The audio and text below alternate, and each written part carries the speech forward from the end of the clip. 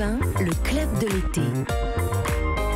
Eva Rock. Alors Lise, elle va nous parler d'un autre patrimoine. Oui. On va pas directement à Lyon même, mais on va à quelques kilomètres de là. Oui, direction les grottes de la Balme, c'est à seulement 40 minutes de Lyon, au cœur du village de la Balme-les-Grottes, c'est en Isère, et ces grottes se visitent depuis 1807.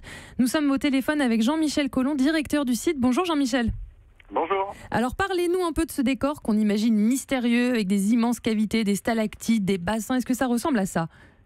Exactement, c'est un site très original, à seulement 40 minutes de Lyon. J'entendais Bérangère qui disait que son site préféré c'était le musée des miniatures.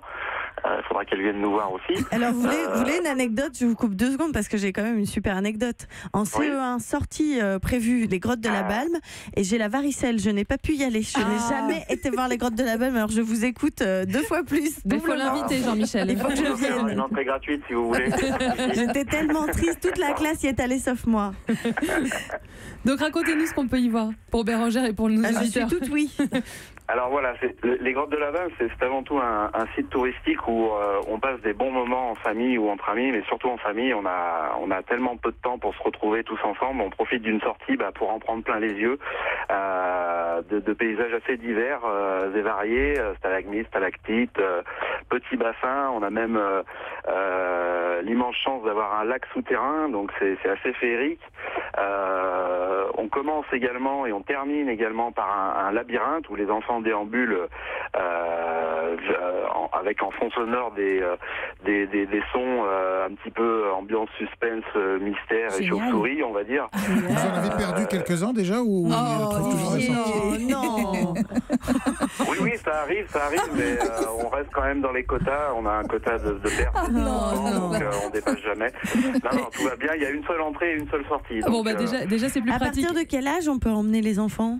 Demande je dirais que Bérangère. surtout en fonction du caractère de l'enfant. Nous, on ne fait pas payer les enfants en dessous de 4 ans, mais après, tout dépend en fait du caractère de l'enfant. Moi, ma fille, je l'ai mis à 4 ans dans les grottes et elle adore. Donc voilà. Donc après, j'emmènerai ma c'est vrai nièce. que pour en profiter vraiment à partir de 6-7 ans, c'est Ouais, parfait, c'est sympa.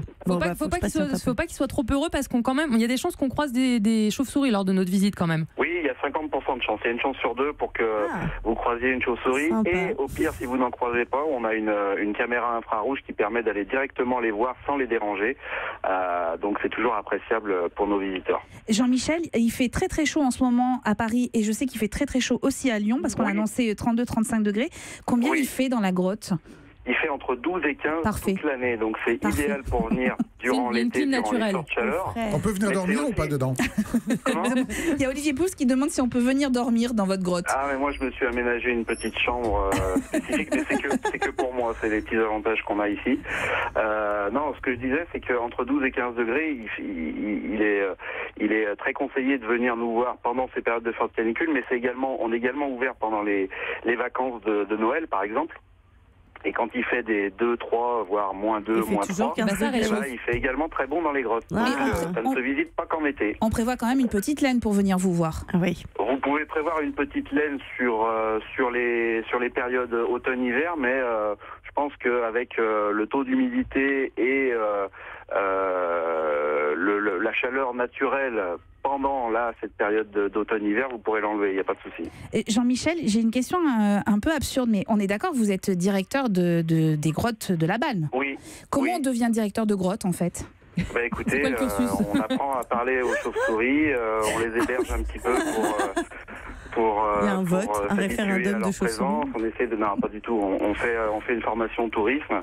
Moi, j'ai une formation tourisme. Je suis parti d'abord travailler au-dessus de Lyon, dans la région du Beaujolais, que vous devez bien connaître, Bérangère également. Oui. Après, je suis parti travailler pour des stations de sport d'hiver en Maurienne, en Savoie. Et puis après, donc, je suis venu aux grottes en septembre 2012.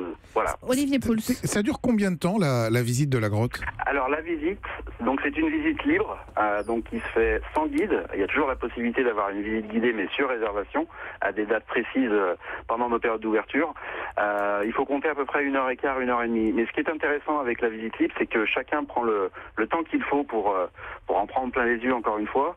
Et puis, je vous parlais tout à l'heure des labyrinthes, et c'est pas rare de voir les enfants, par exemple, qui terminent donc par un 4-5 heures avant de sortir. Parents, on repart faire le labyrinthe, attendez-nous 5 minutes. Voilà, donc ça c'est super.